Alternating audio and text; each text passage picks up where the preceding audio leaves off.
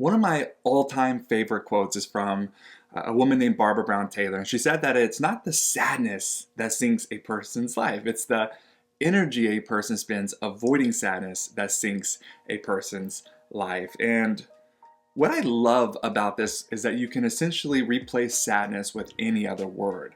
It's not the stress, it's not the fear, it's not the pressure, it's not the overwhelm that sinks our lives. What sinks our lives is the energy that we spend avoiding these things. And if you are anything like me, then what we do so well is that we fall into the trap of avoiding these things in the name of productivity. We avoid it in the name of getting the job done or being the strong leader who has it all together all the time. And this was my experience for far too long. And what became so clear to me is that when we lead and live from an avoidance energy, we are constantly borrowing against our future, meaning we are using tomorrow's mental and emotional bandwidth to keep today from falling apart. And eventually, when that is the path you are on day after day, everything goes.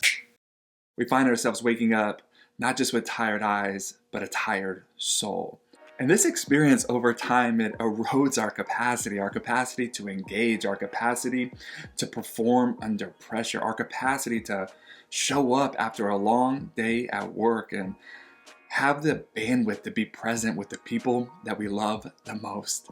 But it doesn't have to be this way. You know, the shift for me came when I stopped seeing the inner discomfort I was inevitably experiencing as a reflection of my inadequacy and started seeing it as a signal that my capacity was being asked to grow.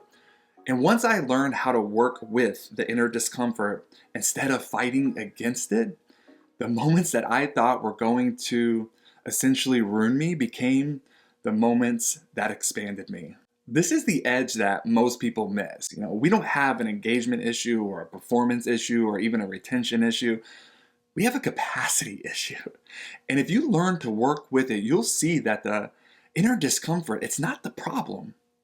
The discomfort is the opportunity.